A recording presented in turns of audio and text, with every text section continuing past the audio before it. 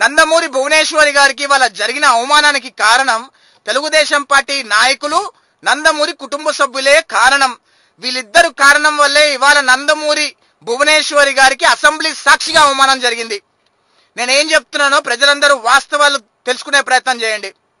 October 22వ తారీఖు నాడు, పోయిన నెల అక్టోబర్ 22వ తారీఖు నాడు ఎవడికి పుట్టాడో కూడా తెలియని ఒక గన్నవరంలో నాయకుడిగా చలామణి అవుతున్న ఒక చెత్త నా కొడుకు, చెత్తలంగా కొడుకు ఆనాడు నందమూరి భువనేశ్వరి గారి గురించి చెత్త వాగుడు వాగుతే తెలుగుదేశం పార్టీలో ఉన్న నాయకులు కొంతమంది తప్పితే మిగతా మెజారిటీ నాయకులు వాడు మాట్లాడిన మాటలు తప్పు అని ఎదురు దాడి చేయకుండా మౌనంగా కూర్చోవడం వల్ల ఈ రోజు నందమూరి భువనేశ్వరి గారికి అవమానం జరిగింది.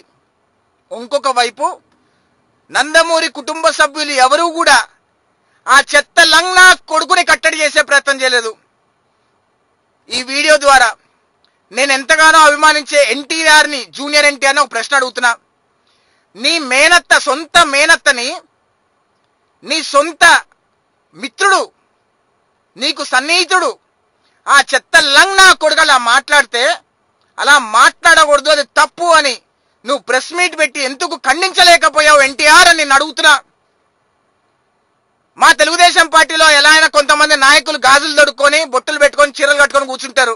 వాళ్ళకి పదవులు కావాలి, వాళ్ళకి మంత్రి పదవులు కావాలి, ఎమ్మెల్యేలు కావాలి, ఎమ్మెల్సీలు కావాలి, వాళ్ళకి అన్ని రకాల పదవులు కావాలి. కానీ పార్టీ కష్టాలు ఉన్నప్పుడు కానీ, ప్రజల కష్టాలు ఉన్నప్పుడు కానీ బయటకు వచ్చి పోరాటం చేయాలని ఎదవ కొజ్జ నాయకులు మా పార్టీలో ఉన్నారనే విషయం నేను గర్వంగా చెప్తున్నా. మా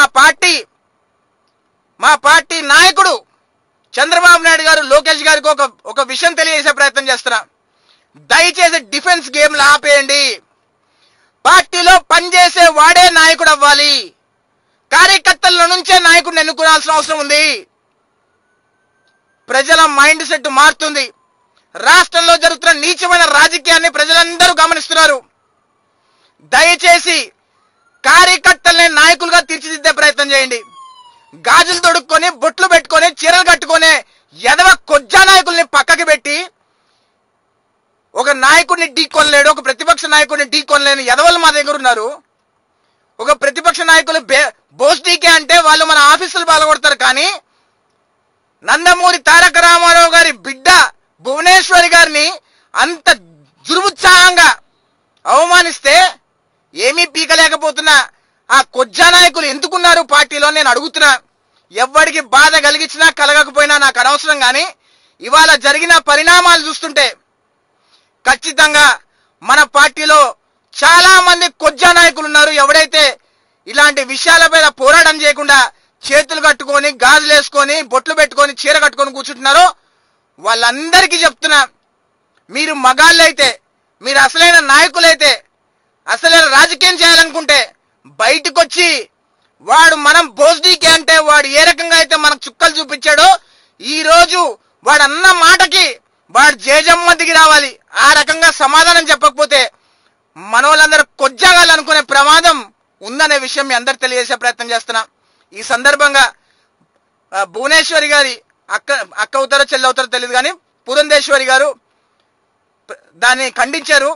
అదేవిధంగా ఎన్టీఆర్ కుటుంబ సభ్యులందరూ కూడా ఈ జరిగిన దరిద్రాన్ని ఖండించి ఎన్టీఆర్, జూనియర్ ఎన్టీఆర్ ముఖ్యంగా ఆ వల్లభనేని వంశీ గారిని పిలిచి చంపబెట్టు కొట్టి, అరే నా కొడుక నువ్వు మాట్లాడింది తప్పు అని వాడికి చెప్పే ప్రయత్నం చేయకపోతే తప్పకుండా చరిత్రహీనుడుగా మిగిలిపోతావు ఎన్టీఆర్. ఈరోజు నీ అభిమానాన్ని చెప్పుకోవడానికి సిగ్గుపడుతున్నా నేను. నువ్వు ఎంతో మంచి ఇన్స్పిరేషన్ ఉండేవాడివి. కానీ మీ సొంత కుటుంబంలోనే మహిళలని అంత కించపరుస్తుంటే నిలబడలేనోడివి నువ్వు హీరో ఎలా అవుతావని నేను ప్రశ్నిస్తున్నా. ఈ వీడియో చూసిన తర్వాత ఎన్టీఆర్ ఫ్యాన్స్ రెచ్చిపోవచ్చేమో, నాకు ఊడేది ఏమీ లేదు. వాస్తవాలు మాట్లాడుతున్నా. వాస్తవాలు మీరు తెలుసుకునే ప్రయత్నం చేయమని కోరుకుంటున్నా. జై హింద్.